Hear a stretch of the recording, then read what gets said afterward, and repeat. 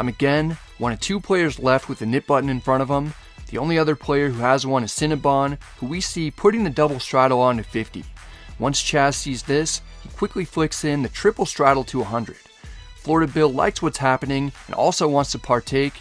He puts out the quadruple straddle to 200. A 5-10 game has now become a 5-10, 25, 50, 100, 200 game. We're on the button and sort of under the gun +1 with ace-3 suited. Our stack has been shrunk to 18.5 big blinds while we're heads up to lose the nick game. It's not a super comfortable situation, but I open jam about $3,700, hoping that no one behind us wakes up with anything strong. One by one, each player looks down at garbage and has to fold. We narrowly avoid losing the nick game once more and feel relieved to win several hundred without seeing a run out. Now we have ace-3 suited under the gun +1 in a 7-handed game. I raised to 30. The hijack is after some B-radical dollars. He 3-bets to 90. In a smaller game, I'd probably fold, but we're playing more than 250 big blinds effective.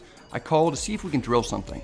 We're heads up. The flop is king 6-5 rainbow. We don't have much except backdoor draws and 1 over. I check. The hijack down bets to 70. My fold button was mouthing off to me on the ride to the casino, so I made it walk home. It's not with me. I call. Let's get the 4 of hearts one time. Instead, we get the 3 of diamonds. I check. I'll fold to a reasonably sized bet. The hijack actually checks back. We get a free card and we make the most of it. The river is another 3. We end up with trips in one of the most unexpected ways possible. When I have a strong hand that I shouldn't have, I like to bet on the larger side. I need to make enough money to cover the times that I call light and certain instances that I don't make hands. I toss out 300. It could look like I'm trying to steal it because the hijack check back turn and will rarely have better than top pair. I'm sure my line looks a little fishy, although I could play full houses, ace king or king queen this way. Over 45 seconds go by before the opponent eventually calls. I show the backdoor trips. What a run out. We've got the winner. I have a feeling that I might have gotten called extremely light, maybe even by something like ace queen. Another nice pot comes our way. Here we've got ace-3 suited in the cutoff. The hijack raises to 15. I should be 3-betting, but I call. The button is an awesome viewer named Zach from Fresno. He sees some easy money up for grabs and puts in a 3-bet to 60. That's too much for the hijack. He folds. We could reasonably fold ace-3 suited, but we're not gonna. I call for 45 more. We're heads up out of position in a 3-bet pot. The flop comes 8-6-6 with 2 diamonds. We completely brick it and are planning to fold if the button bets almost anything. I check. We still have life as the opponent checks back. We may only have overcards to the board. The turn is the 3 of hearts. We pair a card in our hand. That's something that's normally good to do in poker. Now, we probably have the best hand. I check. If the opponent checks back, I'll feel very good about where we're at. The button does check back. I don't get the sense that he has anything, and I try to let him know as the river comes out. Got you beat. I make it 25, kind of as a value blocker bet. It's extremely annoying to face this type of bet when you have something like ace-king on this board because you figure you're probably beat, but you're getting 1,000,000 to 1, so you don't want to fold, even though you're losing with a call nearly 100% of the time. Tiny bet doesn't look strong, so you contemplate raising as a bluff, but your story wouldn't make a ton of sense. This may not stop the button. It looks like he's about to do something wild. Deep for the take. The opponent raises to 125. The only hand that he really seems to be representing is ace-jack or king-jack. We have removal to ace-jack. I don't think he'd necessarily 3-bet those holdings pre-flop 100% of the time either. What seems most likely to me is that we broke the opponent with our bet sizing, and the CPU might have malfunctioned. He knows that he can't win the pot by calling. He probably senses weakness and is trying to make a last-ditch effort to steal some Bradley dollars and take him back to Fresno, but I'm not buying his San Joaquin River raise. Alright, I call. He tried it. The opponent tries to get one through on us with queen 10 of clubs. I like the effort and the guts it takes to make the move, but we pull the scruff McGruff to sniff out the bluff. Our Jedi mind trick of telling the opponent that we'd got him beat as the river was coming out might have induced the opponent to take a line that didn't make a ton of sense. We capitalize on it. 10 minutes go by, then we pick up ace-3 suited on the button. The cutoff raises to 30 with a short stack of 140. We'll have a somewhat wide range. I have good card removal and could actually be ahead. I don't want to call, make a strong hand, and only be able to win an additional 110 maximum from my opponent. I 3-bet to 150. It's an amount that covers the cutoff. In meetup games, I'm pretty happy to get involved in as many pots as I can with viewers who make an effort to come out and play at these events. The cutoff calls for 110 more. It turns out he's at the top of his range. For some reason, He only puts me on ace-queen. I have a little fun with him as the board runs out. You got a fair shot. I have ace-queen. Oh, you're golden. Oh, you're going to say that, man. No. You're going to hit your queen. No. Queen. Oh, You called That's- for the queen. You called double me. This is a nice board for me and my imaginary trip queens. Despite my opponent hitting a king, he's having a hard time coming to grips with the fact that he's won the pot. Yeah, you win. Oh, really? Nice one. No, show me. I don't believe you. I thought he was lying.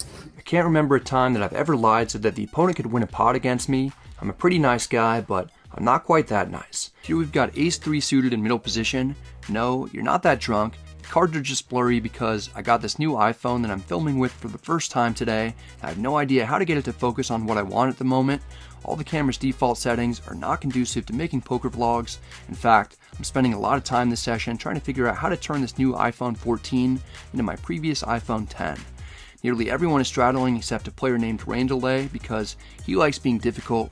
He's probably related to a bunch of my ex-girlfriends and people who work at the DMV. Nonetheless, the straddle is on this hand. I raised a 50. The same guy who 3-bet me in the aces hand hasn't learned his lesson. He 3-bets again, this time from the big blind to 160. This is the chart from the course Smash Live Cash that shows what we're supposed to do for middle position in a game with no rake when a straddle is on and when we get 3-bet by the big blind. It's one of 4,808 pre-flop charts that comes with the course. I've never seen anything as extensive as this that covers so many different pre-flop scenarios. I have a link down below in the description box if you'd like to purchase the course that comes with these charts and way more. We see here that when we're facing a 4.6x 3-bet sizing, we should mostly fold ace-3 suited while mixing in a small sliver of 4-bets as bluffs. The opponent in this instance used a much smaller sizing of about 3 times my initial raise size. Because of that, and the fact that we're in position, I can justify calling more frequently since I'm getting a decent price. I call for 110 more, we're heads up, the flop comes 10-4-3 with 2 hearts, we've at least got a pair. The big blind down bets to 100. There's no way that we're folding a pair. I call to see how the opponent's going to play future streets. The turn is another 10, this card freezes the big blind, he checks. We have a hand with a decent amount of value that we don't need to turn into a bluff. I check back. The river is the jack of clubs. The big blind checks one last time. Still, no need for us to bet because worse hands likely won't be calling and better hands won't be folding. I check back hoping that we're up against ace-king or ace-queen. The big blind shows big slick. We show that we outflopped him to get the win. It's a friendly table. We all know each other. I'm instructed to let you guys have a glimpse of the person's world we've been wrecking so far in this video. Yeah, get his face in too. This is Nick. If he looks familiar, it's probably because you recognize him from episode 98 titled Cracking Aces Twice, Most Ridiculous Hand I've Played, in which I cracked Nick's aces twice in a double board bomb pot in the most ridiculous hand that I've played. Nick's hands can also be seen making an appearance in episode 186 when he set oversets us in the uncapped 10-20 game and makes the minimum. He's done great so far on the vlog. I successfully bluff catch an opponent, then pick up ace-3 suited on the button. The very next hand, Matt raises to 75 in the hijack. By the way, we've changed the game to 5-10-25. I can mix in 3-betting and calling in this situation. I call, we're heads up in position, the flop comes ace-6-3 rainbow, we've got top and bottom pair. The hijack checks, I bet 125 for value. The hijack calls, the turn is the king of spades giving us the nut flush draw. The hijack checks, I bet 400 when a card comes out that will usually be much better for the pre-flop aggressor. Matt doesn't believe that I've got it. He calls. The river is the 8 of spades, giving us the absolute nuts. The opponent checks. What a dream this is. When I make strong and hidden backdoor hands, I like to bet large. I make it 1100. It could look like I'm trying to buy the pot, especially since Matt has played this passively. He goes into the tank for a long time without saying anything, then finally breaks the silence. I'm not supposed to call, but I'm a little bit suspicious. A call from the opponent would actually get me unstuck. I'd be up $200 on top of what Craig gave me. After a full minute, Matt makes the correct decision and folds. The rest of the table is curious whether or not we had it. Try the bluff. No bluff. No bluff. I do the whole way. The third hand dealt, I pick up ace-3 suited under the gun +1. I raise to 600. This is it. We're going to battle. It's going to be interesting here because this has got to be one of the largest games that Brad's ever played in, I would say. Oh, yeah. Yes. If not the largest. It is. Yeah, if not the largest. And he's going to play a hand here. I saw that Boots called with King 10 of Hearts. It's not up there, but he raised to 600, Brad did, and Boots called, and he's going to get some action here from Hook 2 with Black 8. So right off the bat, it looks like Doug Polk getting a price. Going to come in there with the 5 deuce suited, so 4 ways. Frank gives us a flop. Oh, how about an 8 in the door? And look at this. Brad has the nut flush draw, so this is going to be a big pot, or could be. We've got the nut flush draw on 1 over and a 4-way pot on a board that will theoretically be way better for my range than anyone else since I open from early position and there are 2 Broadway cards. Doug checks with his complete air. I consider checking, but since this is so good for me as the under the gun +1 pre-flop raiser, I bet 2200 is a semi-bluff. I don't anticipate getting raised because none of my opponents will ever have a set of kings or queens. The absolute best hand that anyone will have is a set of 8s, and the only 2-pair combination that makes sense for the opponents other than Doug is king-queen. If anyone calls my bet, it'll just build the pot in case I make the nuts, but I expect my opponents to fold pretty often. That won't be happening. The middle position opponent, whose cards aren't up on the screen, calls with king 10 of hearts. He has top pair and isn't close to being my main concern. The button flopped bottom set. It's the hand that I said would be the absolute best that any of my opponents could have. It's one of only 2 holdings that I anticipate the button will raise me with for value. Hook makes it 11,000 to go. Doug folds in the big blind. If I call for 9,000 more, the pot will be 27,000 and I'll have 18,000 left in my stack. I'll be completely pot committed and won't really be able to fold to a turn shove, getting almost 3-1 on a call at that point. Since there are so few value hands that my opponent will have, and his range is capped at pocket 8s, whereas I can have all the sets and 2-pair hands, I think that there's some chance that I could even be best. Hook is definitely capable of raising with some kind of worse draw. He's one of those guys who played for hours before the stream. During that time, he got into a hand with my friend Mike Delvecchio when Hook 5-bet shoved ace-jack offsuit pre-flop for 70,000 effective. Hook is a wild guy who can sometimes play with reckless abandonment. I can't see myself folding the nut flush draw on a flop against his opponent, and I won't be folding on the turn either. It's much better to get my money in now. I rip it to hopefully catch Hook making a move. Perhaps I can win this without seeing another card come out, but worst case scenario, I'll have 2 shots at hitting a diamond if I get called. The middle position player snap folds his pair of kings. Hook doesn't even snap call with his set. He's never folding a set for 18,000 more though.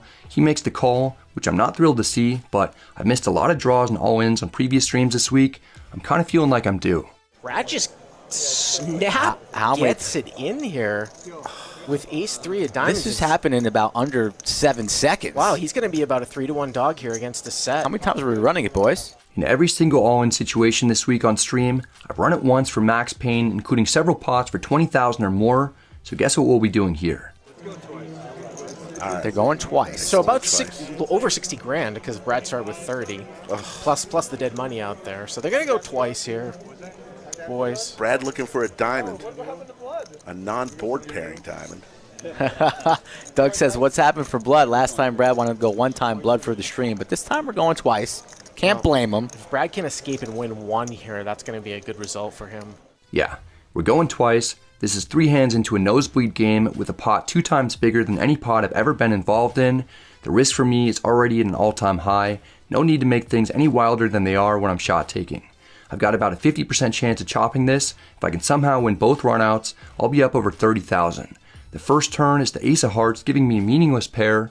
The only significance is that had I just flatted the flop raise, there's no sliver of a doubt that I would have called a turn shove. Over $30,000 of this pot is going to be determined by the next card. The river is the 4 of spades. We brick, and I'm both somewhat deflated by the outcome and also happy that I chose to run it twice, so I have a second chance for at least getting my money back. Only one other player folded a diamond pre-flop, which is why the 4 of diamonds is grayed out in the top right. The second turn is the 10 of spades. It gives me a gut shot straight draw. I have one last chance at hitting, or I'll be stuck more than I've ever been stuck in my life.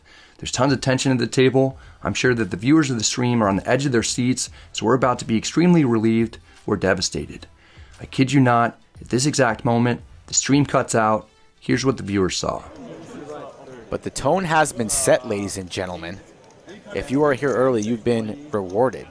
I'd love to tell you that the second river was a diamond and we chopped, but it was a brick, and I'm only able to keep my chips because I'm in the process of buying him back from Hook.